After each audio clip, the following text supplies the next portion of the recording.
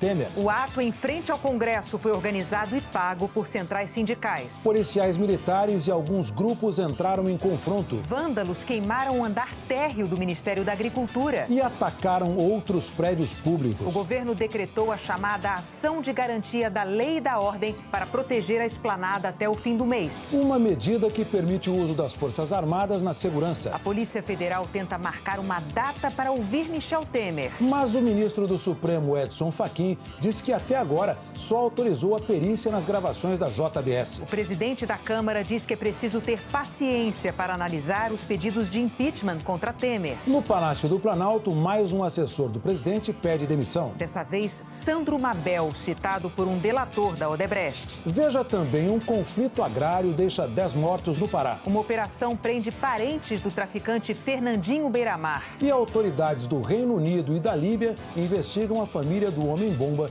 que atacou em Manchester. O Jornal Nacional está começando.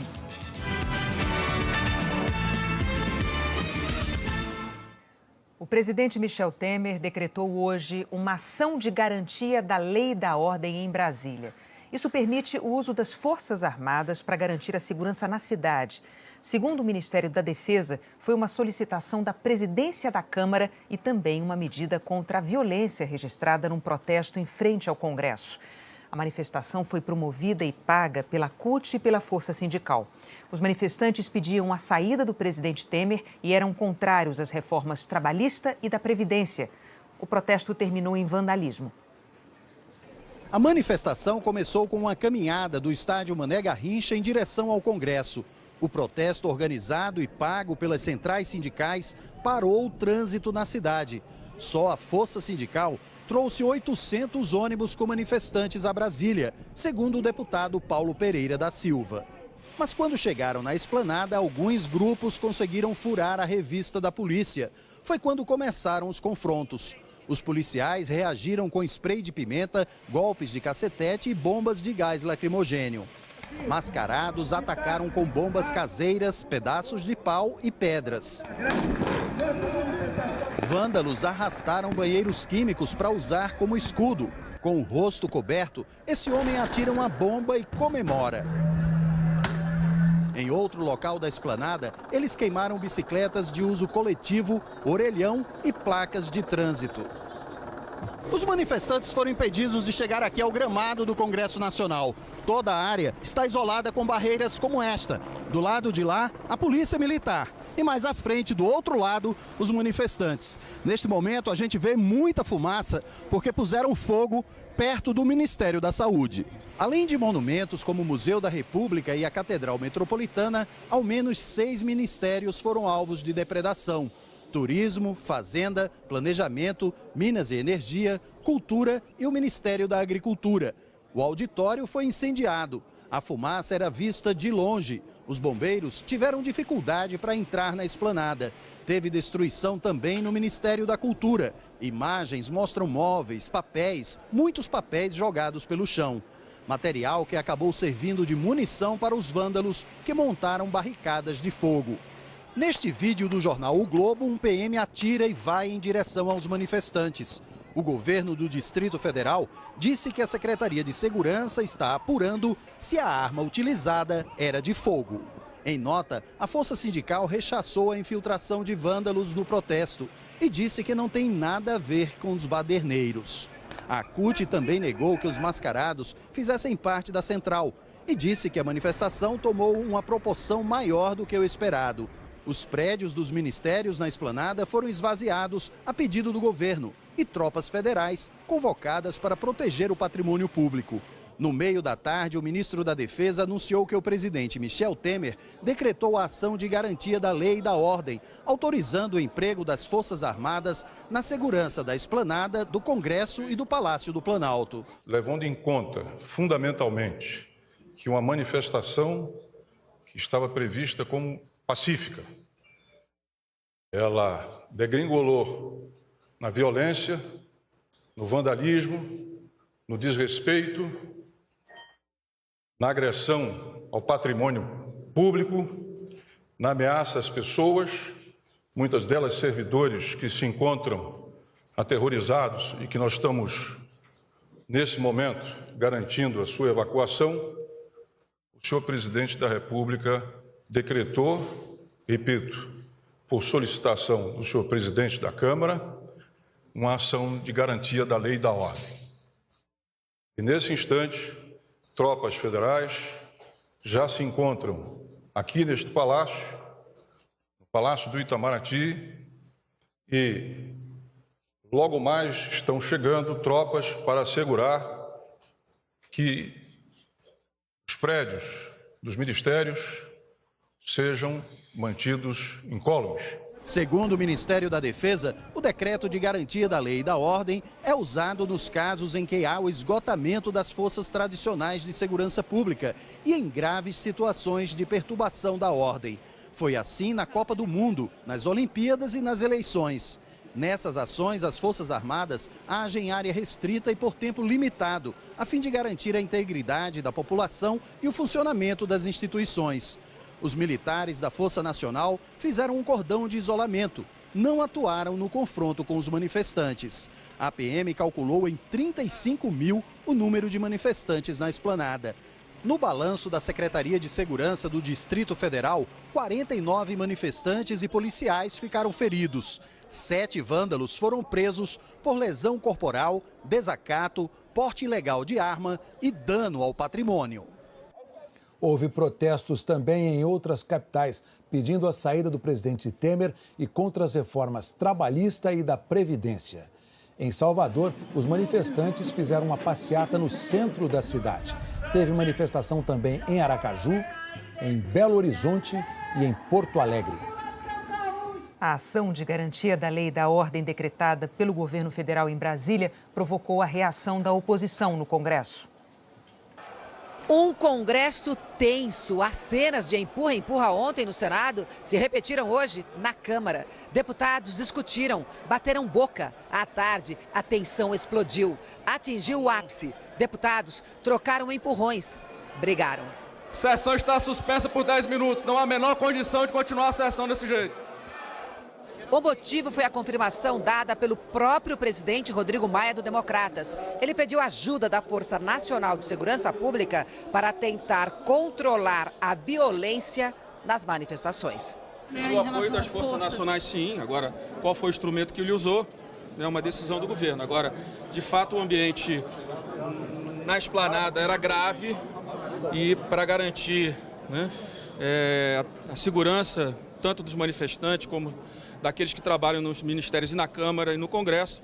Eu fui ao presidente, mas conversei com ele e achava que era importante que a Força Nacional pudesse colaborar nesse momento junto com a Polícia do Distrito Federal. O Palácio do Planalto informou que não havia homens suficientes da Força Nacional. Então, acionou as Forças Armadas. O líder da Rede Sustentabilidade criticou o uso das Forças Armadas. É tão absurda essa invocação das Forças Armadas para ocupar as ruas de Brasília e a esplanada dos ministérios, que o próprio ministro da Defesa tentou botar na conta do presidente da Câmara, que, por sua vez, retirou de sua responsabilidade a convocação. Portanto, é aquela história, como ninguém tem coragem de assumir uma medida tão grave e absurda, um tenta jogar a culpa no outro. Senadores, deputados criticaram o vandalismo durante as manifestações.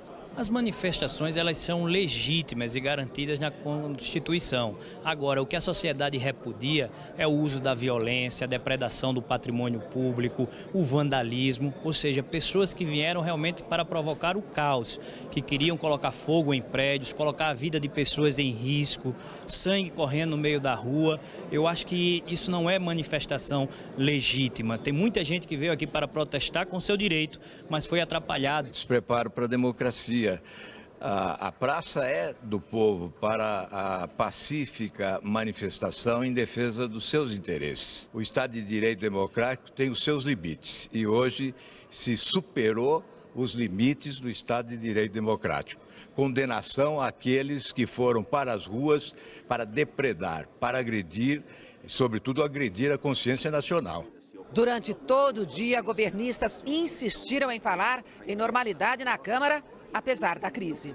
as investigações têm que prosseguir. Esse é o desejo do governo, que elas possam se aprofundar, possam verdadeiramente contribuir para que possa o país ser passado a limpo, mas nada pode impedir que o nosso planejamento, nosso ritmo de trabalho seja paralisado. Mas nem o aliado, o deputado Paulo Pereira da Silva, acha que o presidente Temer tem condições de continuar a governar o país. Acho que ninguém mais acredita na continuidade do governo, aqui na Câmara. Só que ninguém fala, né? Acho que a grande maioria das pessoas aqui está esperando uma decisão do TSE, porque os outros caminhos...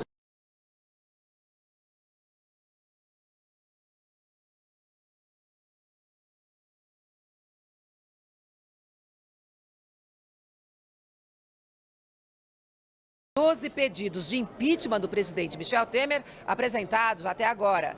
Maia ignorou os apelos. Ao chegar à Câmara, ele já tinha deixado muito clara a posição dele. Eu não posso avaliar uma questão tão grave como essa num drive-thru, não é assim.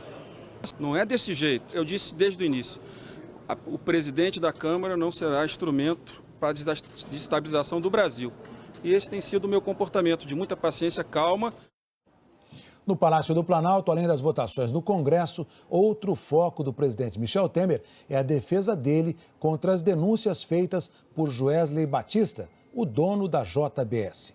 Hoje, os advogados de Temer pediram ao Supremo para que o presidente só seja ouvido depois do fim da perícia nas conversas que o empresário gravou.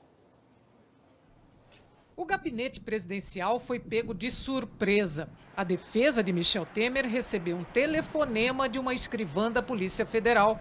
Era para acertar data, local e hora para o presidente da República prestar depoimento.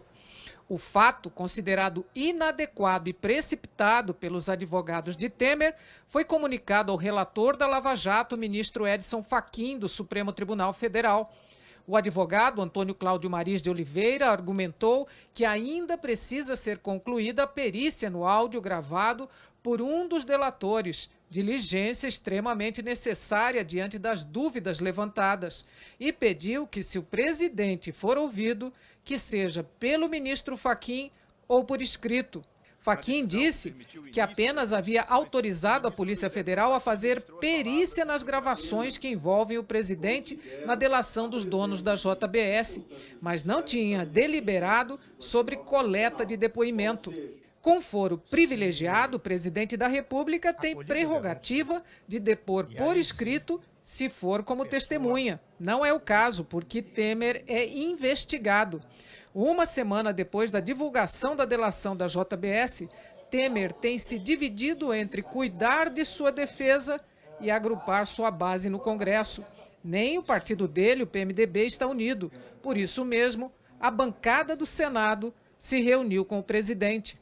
Na longa conversa com Temer, os senadores PMDBistas desfiaram um rosário, reclamaram da imprensa, do modus operandi das investigações do Ministério Público, que envolve muitos deles, e do que consideram conspiração para tomar o poder e acabar com a classe política. Também trataram do crescente descontentamento com Renan Calheiros, líder que tem falado por conta própria contra o governo, agindo como oposição. E Temer vem perdendo outros aliados de sua confiança que o assessoravam na presidência.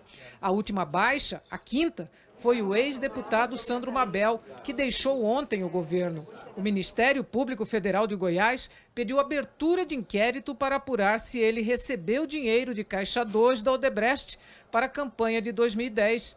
Ele era colaborador eventual, função não remunerada que é permitida na assessoria presidencial.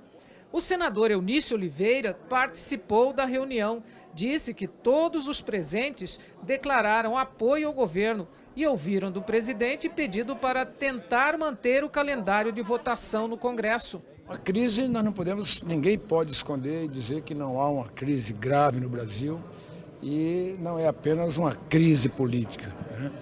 É uma crise política, uma crise econômica, né? Uma crise dentro de todas as instituições brasileiras. Então isso nos preocupa. Mas o presidente afirmou e reafirmou o seu propósito de continuar fazendo as reformas. A Procuradoria da República no Distrito Federal rejeitou hoje uma nova proposta da JBS para fechar um acordo de leniência, que é uma espécie de delação premiada das empresas.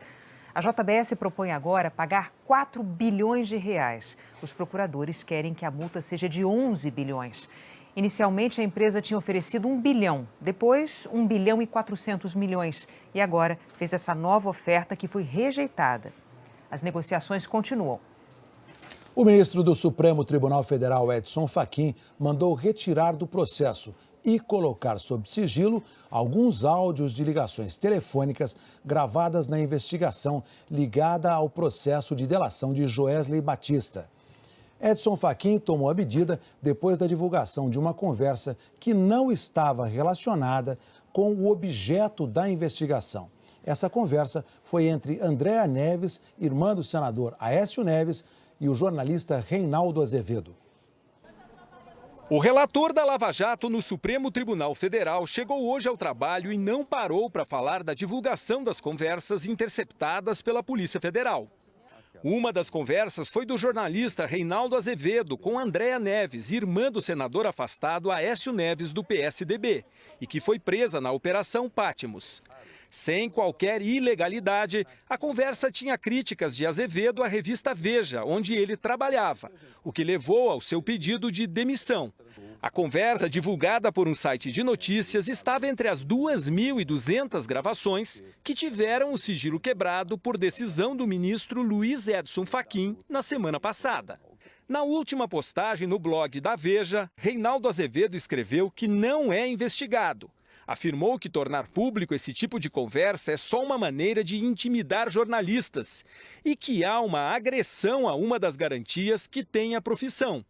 Segundo ele, a menos que um crime esteja sendo cometido, o sigilo da conversa de um jornalista com sua fonte é um dos pilares do jornalismo. Uma lei de julho de 1996, que trata da interceptação de comunicações telefônicas para prova em investigação criminal e instrução processual, diz no artigo 9º que a gravação que não interessar a prova será inutilizada por decisão judicial durante o inquérito, a instrução processual ou após, em virtude de requerimento do Ministério Público ou da parte interessada.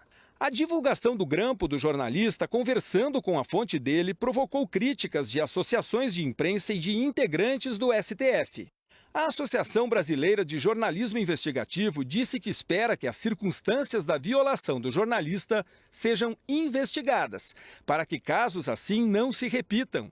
A Abrage defende a publicidade ampla de investigações envolvendo crimes de corrupção, mas reitera a necessidade absoluta de se preservar o sigilo da fonte de qualquer jornalista, um dos pilares da liberdade de imprensa e da própria democracia. A Ordem dos Advogados do Brasil repudiou a violação do sigilo entre jornalistas e suas fontes. Se quebrarmos esse direito, o que vem sendo feito de maneira recorrente, estaremos mutilando de forma irremediável o direito da sociedade ser informada. A presidente do STF, ministra Carmen Lúcia, também em nota disse que o Supremo tem jurisprudência consolidada de respeitar integralmente o sigilo da fonte e que reitera o seu firme compromisso de lutar e agora, como juíza, de garantir o integral respeito a esse direito constitucional. O ministro do Supremo Tribunal Federal e presidente do TSE, Gilmar Mendes, disse que a lei é clara ao vedar o uso de gravação que não esteja relacionada com o objeto da investigação. Para ele, o episódio envolvendo o jornalista Reinaldo Azevedo é um ataque à liberdade de imprensa e ao direito constitucional de sigilo da fonte. O decano Celso de Mello, ministro mais antigo do Supremo, disse que o sigilo da fonte é indevassável. A minha posição é a de que o sigilo da fonte representa uma garantia de ordem constitucional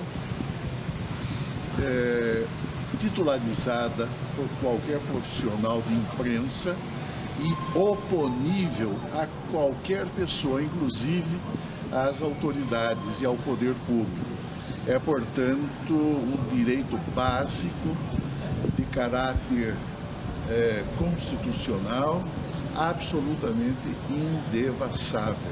A Polícia Federal divulgou nota dizendo que fez as gravações por decisão judicial e que somente o juiz do caso pode decidir pela inutilização de áudios que não sejam de interesse da investigação. A PF também afirmou que a Procuradoria teve acesso a todas as mídias produzidas em sua íntegra. A Procuradoria-Geral da República declarou que não divulgou, não transcreveu, não utilizou como pedido, nem juntou o referido diálogo aos autos. E que as referidas conversas gravadas pela Polícia Federal ainda não deram entrada na PGR, tendo entrada prevista para hoje, dia 24 de maio. Na decisão em que autorizou e prorrogou as interceptações telefônicas, o ministro Fachin deixou claro que a autoridade policial deveria separar as gravações descartáveis, juntar aos autos mídia contendo separadamente os diálogos interceptados, que não tenham pertinência com a investigação, conforme a lei de interceptações. Fachin acabou recebendo 2.200 gravações sem qualquer identificação e retirou o sigilo de todas. Hoje, no começo da tarde, o ministro Fachin decidiu retirar do processo todos os áudios das interceptações feitas pela Polícia Federal, já que os CDs com as gravações contêm conversas que não têm relação com a investigação. O ministro determinou que eles sejam separados e que passem a ficar novamente sob segredo de justiça. Na prática, Fachin voltou atrás, mas isso não terá efeito porque os advogados e a imprensa já tiveram acesso ao material. Em nota, a Associação Brasileira de Imprensa declarou estar convencida de que o objetivo do que chamou de vazamento seletivo não foi só atingir o jornalista Reinaldo Azevedo, mas intimidar toda a imprensa brasileira ao misturar o público com o privado. E o jornalista Reinaldo Azevedo pediu hoje ao Supremo a apuração da divulgação da conversa dele com Andréa Neves. Os advogados do jornalista afirmaram que ele poderá pleitear indenização por danos morais. A seguir, um conflito agrário deixa 10 mortos no Pará. Autoridades britânicas e da Líbia investigam a família do homem-bomba que atacou em Manchester. Agro, a indústria riqueza do Brasil. Melão é agro. Uma das culturas que mais utilizam mão de obra no sertão. 80 mil empregos gerados no Nordeste, região que produz a maior parte do melão brasileiro. O mais cultivado no país é o amarelo, mas há também o cantaloupe, o galha e o espanhol. Em 2016, a exportação rendeu 150 milhões de dólares. Com melão se faz suco, sorvete, sobremesas. De alto poder nutritivo, a semente pode ser consumida, torrada ou moída. Melão é refrescante. É fonte de vitaminas e de lucro. Melão é agro. Agro é tech, agro é pop, agro é tudo. Tá na Globo.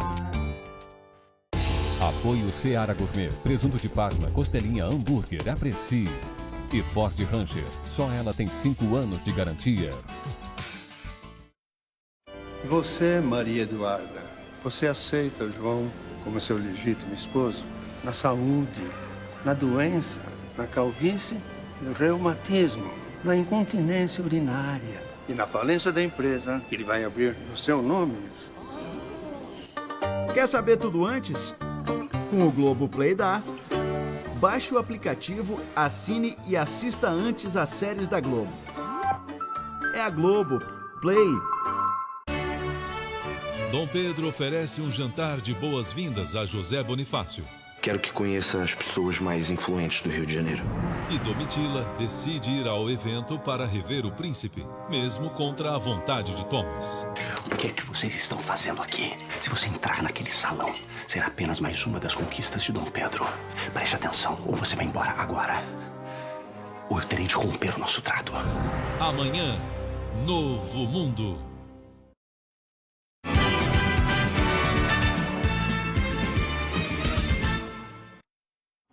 Dez pessoas morreram hoje num confronto no Pará. Foi entre policiais e poceiros numa fazenda no sul do estado.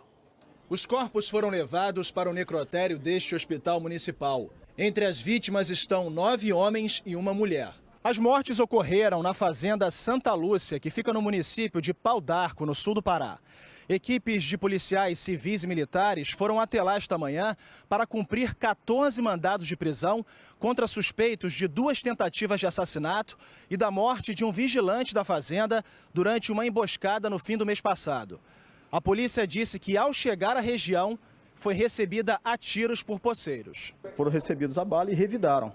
Após uma incessante troca de tiros, acabou se constatando justamente esse fato grave que foram o óbito de 10 pessoas. A polícia afirmou que apreendeu 9 armas na operação. Nenhum policial ficou ferido. Segundo a polícia, pelo menos 4 dos mortos no confronto de hoje eram suspeitos de participação nos crimes. Desde 2015, a fazenda Santa Lúcia foi invadida 3 vezes. Em abril deste ano, o dono da propriedade conseguiu na justiça a reintegração de posse. Peritos do Instituto Médico Legal de Marabá estão a caminho de Pau d'Arco para começar a fazer a perícia nos corpos. Acima de tudo, é equipe isenta, imparcial, técnica, que vai realmente verificar o que houve. O Profissão Repórter de hoje vai mostrar locais de conflito e de disputas por terra no Brasil. A Polícia Federal prendeu hoje a irmã e 5 filhos do traficante Fernandinho Beiramar. A operação foi em 5 estados e no Distrito Federal. De dentro de um presídio de segurança máxima, Beiramar controlava o tráfico em favelas da Baixada Fluminense e ordenava a compra de armas e de drogas do exterior. Madrugada na prisão. Da cela 20B, um fio é lançado com um objeto na ponta. A primeira tentativa não dá certo. Ao lado, quase imperceptível, um segundo objeto também amarrado a um fio. Na segunda tentativa, o primeiro objeto vai mais longe. Os 2 fios se cruzam e são puxados para a cela 19B. Ali está preso Fernandinho Beiramar. Menos de 1 minuto depois, 2 pedaços de papel são puxados para a cela 20B. Era assim que um dos maiores traficantes do país continuava dando ordens para a quadrilha. O preso da cela vizinha repassava o bilhete para a companheira dele durante a visita íntima e ela levava a mensagem adiante, principalmente para a irmã de Beiramar, Alessandra da Costa, presa na operação de hoje. Também foram presos 5 filhos do traficante, a sogra, sobrinhos e 3 advogados.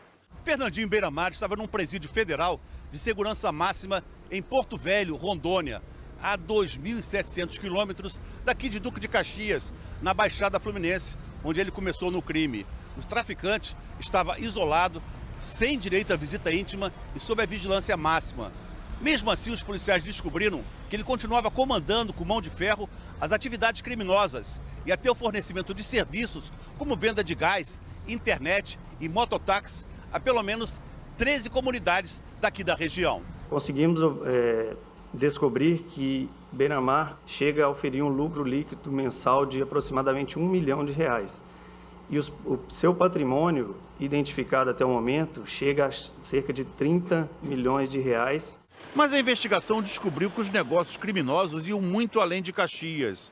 A polícia apreendeu cerca de 50 bilhetes escritos por Beiramar ou enviados a ele. Num deles, o traficante dá instruções para a compra de drogas na Bolívia. Ordena a compra de 300 quilos de base de cocaína pura de cada traficante. E ainda manda enviar drogas para a África, 1.000 quilos. Em outro bilhete, Beiramar orienta a troca de um avião por um hidroavião.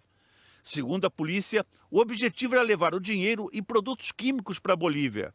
Beiramar vai ser transferido amanhã para outro presídio federal. A polícia britânica prendeu 7 pessoas suspeitas de ligação com o atentado de segunda-feira durante o show da cantora Ariana Grande. Esse ataque deixou 22 mortos e 64 feridos. O pai e o irmão mais novo do terrorista foram detidos em Trípoli, na Líbia. As imagens mostram um homem-bomba pela primeira vez no dia da explosão.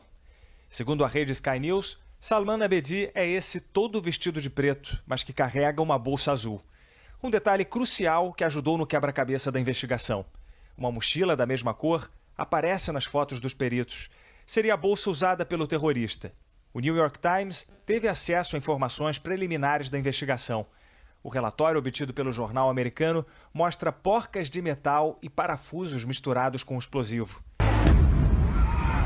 Um tipo de bomba altamente cruel e difícil de fabricar. Essa complexidade da fabricação faz os investigadores duvidarem que Salman fez tudo sozinho. A inteligência britânica busca suspeitos ligados ao homem-bomba e descobriu praticamente um álbum de família. Um irmão de 23 anos já tinha sido detido ontem em Manchester. Depois de Ismail, foi a vez do irmão mais novo. Hashem, de 20 anos, acabou preso em Trípoli, na Líbia.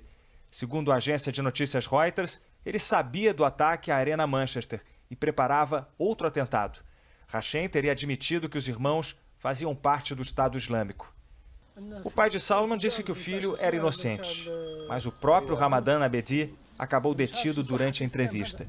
O ministro francês do Interior disse que o homem que se explodiu em Manchester provavelmente esteve na Síria, onde pode ter tido contato com o grupo Estado Islâmico.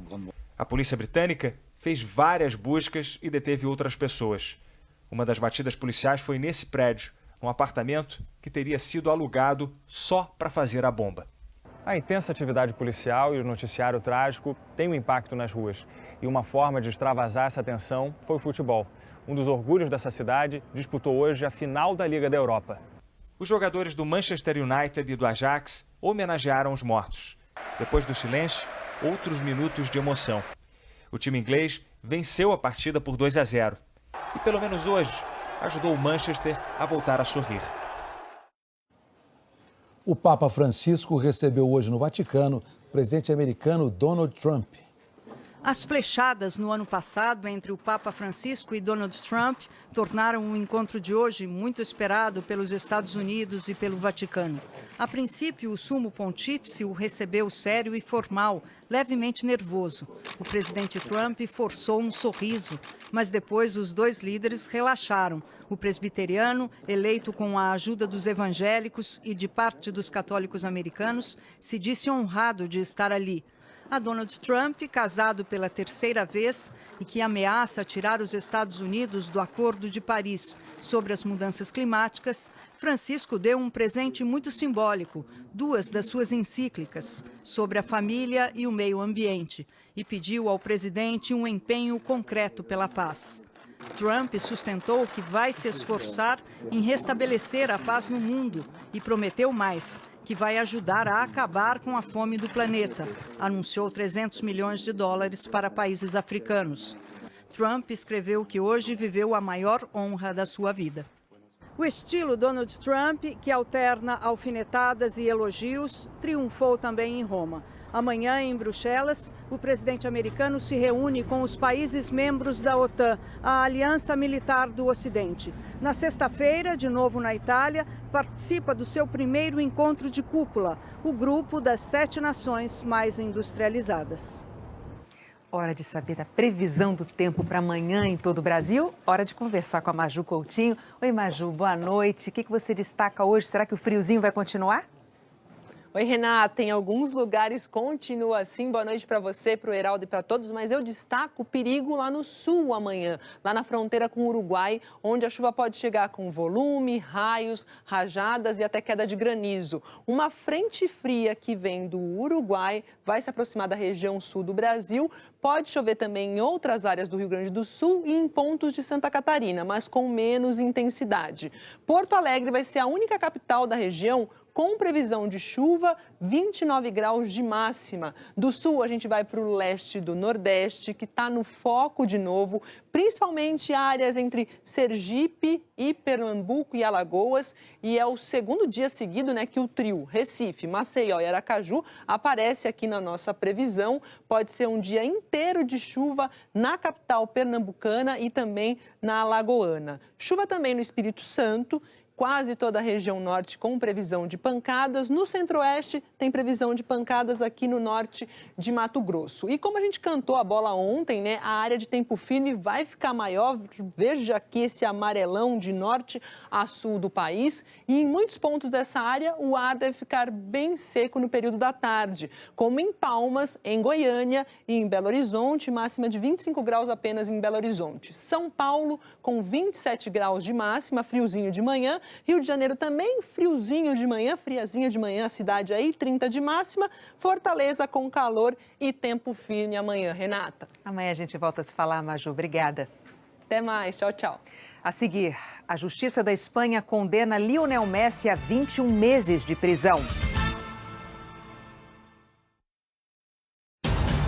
Hoje, depois de A Força do Querer, é dia de decisão na Libertadores. O Esquadrão Palestra é líder do grupo, mas terá que passar pelos argentinos para garantir a vaga nas oitavas. Palmeiras e Atlético Tucumã. O Verdão com raça, garra e a sorte da calça vinho. Futebol na Globo, aqui é emoção.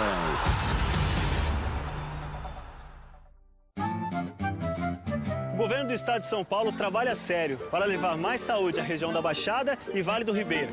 3 novos hospitais na região já estão com as obras avançadas. O de Registro, que será um hospital de alta complexidade, com estrutura para atender casos graves. O de Itanhaém, que terá uma torre com 8 andares e 240 leitos. E o Hospital de Pariqueraçu, com 96 leitos e que também vai reforçar a saúde no Vale do Ribeira. O governo do estado é parceiro das prefeituras na construção de hospitais municipais. Os de Peruíbe e Bertioga estão com as obras avançadas.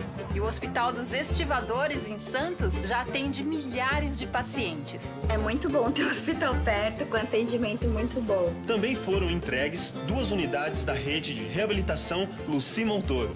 E 3 exames mais passaram a fazer pequenas e médias cirurgias, além de consultas e exames. E São Vicente vai ganhar um exame mais. Serão 4 na região. É com trabalho que a gente chega lá. Governo do Estado de São Paulo. Hoje eu tenho uma proposta. A era digital chegou pra transformar sua TV. Faz assim, é só ligar sua TV numa antena. Assim, do tipo HF que é a certa. É sim, é só sintonizar a Globo e pronto. Enfim, chegou a Globo Digital.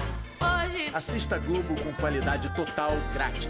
É digital, é de graça, é Globo. A Globo Digital pegou. Minha mãe falou o que do Zeca? Que ele era doidinho por ti. Dando a entender que se tu, estalasse o dedo, ele vinha. Vem mesmo. Não mentiu em nada, não. Zeca está noivo de Geisa. Mas será que ele realmente conseguiu tirar Ritinha da cabeça? Você ainda sente alguma coisa por essa Ritinha? Por menor que seja. Sente. Eu preciso saber a verdade. Daqui a pouco, A Força do Querer.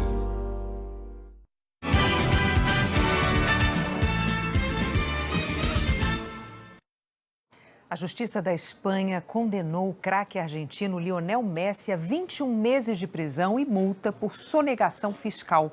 Segundo a acusação, o jogador do Barcelona não pagou o imposto de renda relativo a direitos de imagem de 2007 a 2009.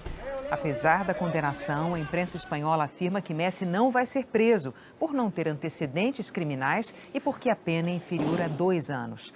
Além do imposto devido, que já foi pago, Messi foi multado em 2 milhões de euros, aproximadamente 7 milhões e 600 mil reais. E logo mais tem futebol na Globo. Kleber Machado já está na Arena Palmeiras. Vamos falar então com o Kleber Machado. Olá, Kleber. Boa noite. Quais são as suas informações? Tudo bem, Heraldo? Boa noite a todos. Olha, o Palmeiras está muito perto de se classificar e se juntar a Botafogo, Santos, Atlético Paranaense e Atlético Mineiro, que já estão classificados. Amanhã o Grêmio deve se classificar, Chapecoense e Flamengo ficaram fora. O Palmeiras, mesmo que ele perder do Tucumã aqui por 1-0, ele se classifica. A questão do Palmeiras na Libertadores é que, na teoria, seria um grupo fácil, 6 jogos, sem muito suor. Não foi bem assim. O Palmeiras fez gol em finais de partidas. As coisas não foram muito fáceis. Hoje são mais de 30 mil torcedores aqui.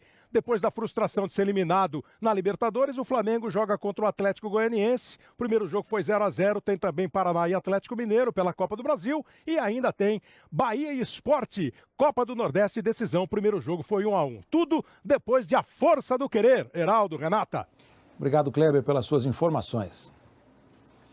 Depois do futebol tem Profissão Repórter e em seguida o Jornal da Gente Temer. O ato em frente ao Congresso foi organizado e pago por centrais sindicais. Policiais militares e alguns grupos entraram em confronto. Vândalos queimaram o andar térreo do Ministério da Agricultura. E atacaram outros prédios públicos. O governo decretou a chamada Ação de Garantia da Lei e da Ordem para proteger a esplanada até o fim do mês. Uma medida que permite o uso das Forças Armadas na segurança. A Polícia Federal tenta marcar uma data para ouvir Michel Temer. Mas o ministro do Supremo, Edson Fachin, disse que até agora só autorizou a perícia nas gravações da JBS. O presidente da Câmara diz que é preciso ter paciência para analisar os pedidos de impeachment contra Temer. No Palácio do Planalto, mais um assessor do presidente pede demissão. Dessa vez, Sandro Mabel, citado por um delator da Odebrecht. Veja também, um conflito agrário deixa 10 mortos no Pará. Uma operação prende parentes do traficante Fernandinho Beiramar. E autoridades do Reino Unido e da Líbia investigam a família do homem-bomba que atacou em Manchester. O Jornal Nacional está começando.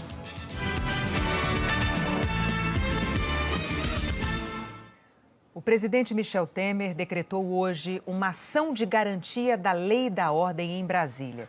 Isso permite o uso das Forças Armadas para garantir a segurança na cidade.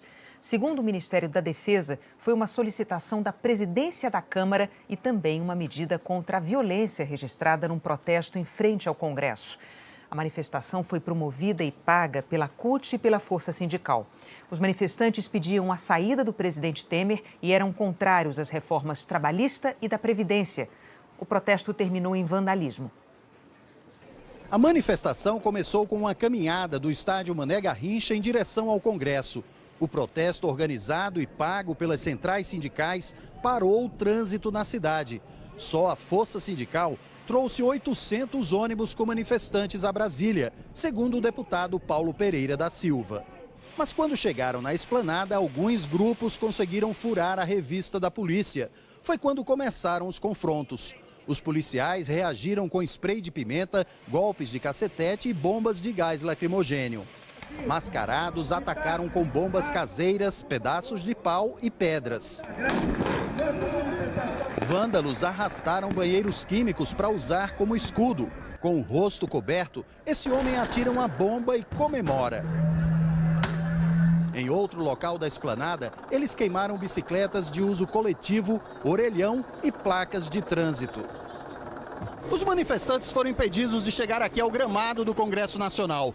Toda a área está isolada com barreiras como esta. Do lado de lá, a polícia militar. E mais à frente, do outro lado, os manifestantes. Neste momento, a gente vê muita fumaça porque puseram fogo perto do Ministério da Saúde. Além de monumentos como o Museu da República e a Catedral Metropolitana, ao menos 6 ministérios foram alvos de depredação. Turismo, Fazenda, Planejamento, Minas e Energia, Cultura e o Ministério da Agricultura. O auditório foi incendiado. A fumaça era vista de longe. Os bombeiros tiveram dificuldade para entrar na esplanada. Teve destruição também no Ministério da Cultura. Imagens mostram móveis, papéis, muitos papéis jogados pelo chão. Material que acabou servindo de munição para os vândalos que montaram barricadas de fogo. Neste vídeo do jornal O Globo, um PM atira e vai em direção aos manifestantes. O governo do Distrito Federal disse que a Secretaria de Segurança está apurando se a arma utilizada era de fogo. Em nota, a Força Sindical rechaçou a infiltração de vândalos no protesto e disse que não tem